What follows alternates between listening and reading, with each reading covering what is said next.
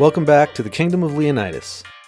We're really starting to get our park together here, so let's take a look at what we did last time and get started on 2 huge new water slides today.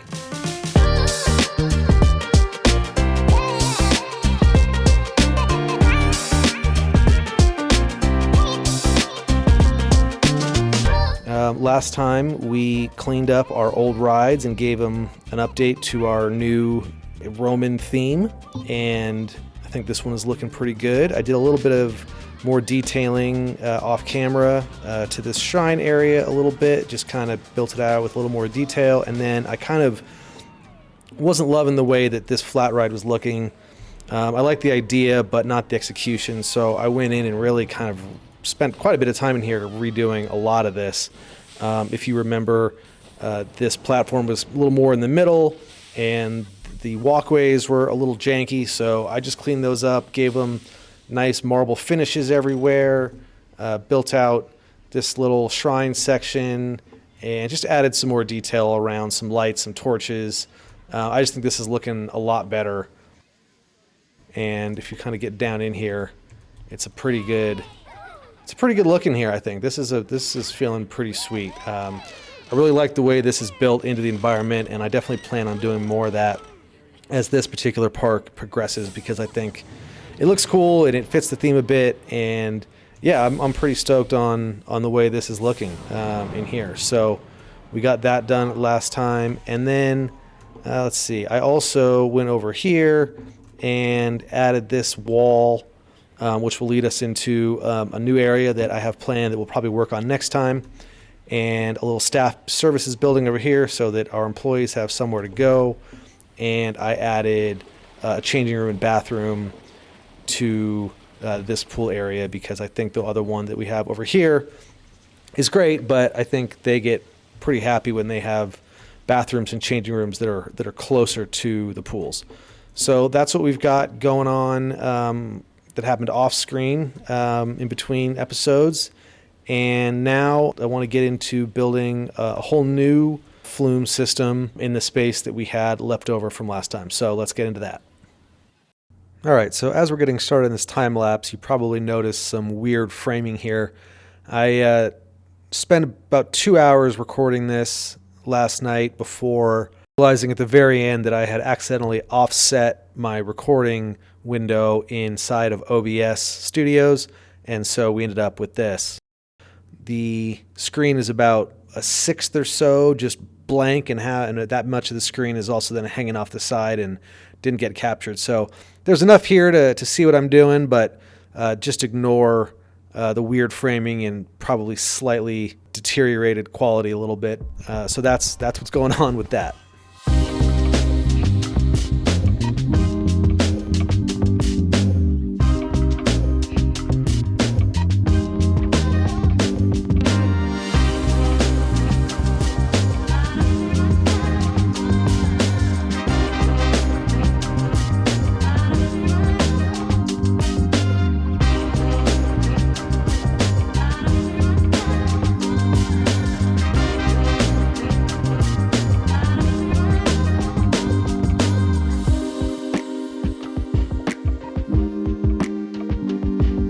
So like I mentioned earlier, I really want to build a lot of the features in this park into the existing topography, or at least making up what could be the existing topography, so that everything feels really natural and kind of built into the landscape that's already there. Really integrating stuff as much as possible. I think a lot of the kind of ancient Roman and Greek ruins and stuff like that were really built, high on top of existing rock features like the Parthenon in Greece. I think that also makes things feel a little less like a theme park, and more like a kind of a space that exists for the purpose that it exists for, not just to put a ride in and have something built for it. I think as much as Disneyland or someplace like that tries to theme each individual area, it all kind of feels fenced off, and behind that fence is that specific theme, and this one's space, and this one's a mountain, and this one's a desert. But I'm really trying to build this whole park into feeling kind of like one continuous natural space, so that everything feels really seamless and everything feels really organic and kind of built in around what theoretically was already there. And so trying to build these flumes in a way that felt like they were built around topography instead of kind of building the flumes and then building stuff around it, which is what we're doing, but I'm hoping that that's not how it feels in the end. These flumes already are a little tough to work with, and then getting stuff together to feel really organic can be tough, but I think the more you kind of build out your flumes first or your roller coasters first and then fill in around it can be a great way to make it feel like you did the opposite.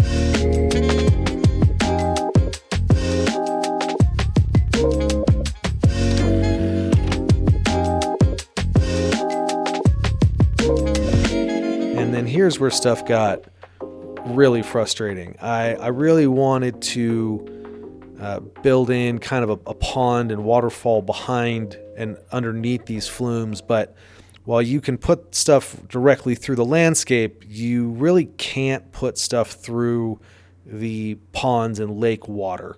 So trying to get the height on the landscape here and then get my flume through it and then get the water level at a place that felt good was really a struggle. I really ramped up the speed at which this is playing back because it's almost hard for me to relive with how frustrating it was. But I think that ultimately I got where I wanted to get, but as great as a lot of these tools are, I do think that this game has the best terraforming of any game, like this that I've played.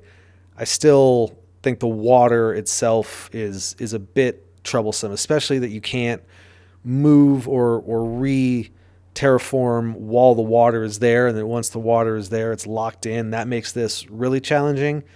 I also didn't realize that you can't build water above or on top of a flume, so you would have to do it the other way around, build your water and then have your flume go through it.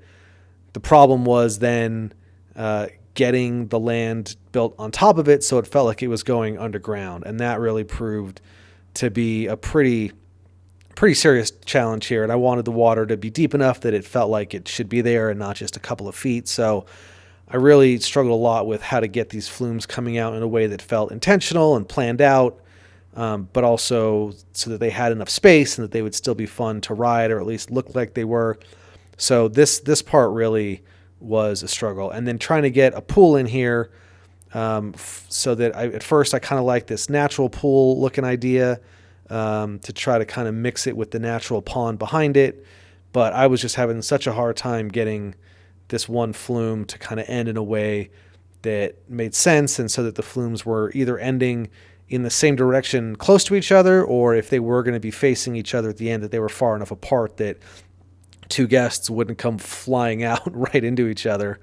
And so, yeah, you can see that I'm kind of going around and trying to smooth out this landscape and get it in the kind of the best way I could. But this was frustrating and challenging in both a fun and annoying way. But we got there eventually.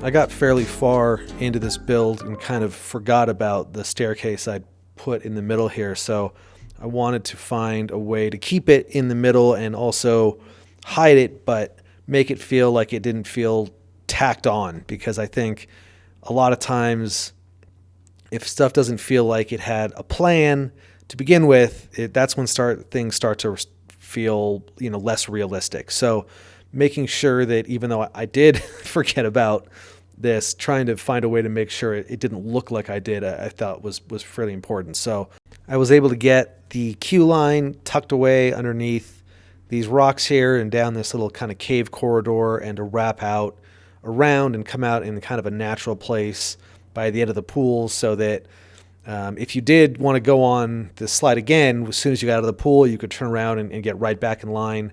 So that felt very natural, and I think that kind of stuff really is when these kind of rides and parks feel way more realistic, because that's how these kind of parks and rides are really designed. So I think that working with some of these elements can be challenging, but as long as you can tuck stuff away so that it feels intentional. I know that's much easier said than done, but it does make a big difference. So building your queue lines and your pathing and all that stuff kind of into the ride, into the structure of the ride and the topography around the ride, and whatever terraforming you've done, I think goes a long way. And again, build your ride the way that you want it, whether that's the staircase and the paths and the flumes and the roller coaster, if that's what you're building, and then fill the landscape in around it, because I think that way you're able to get a much more realistic looking landscape, even though you're doing it, backwards from the way it would be done in real life. But I think that goes a long way in this game.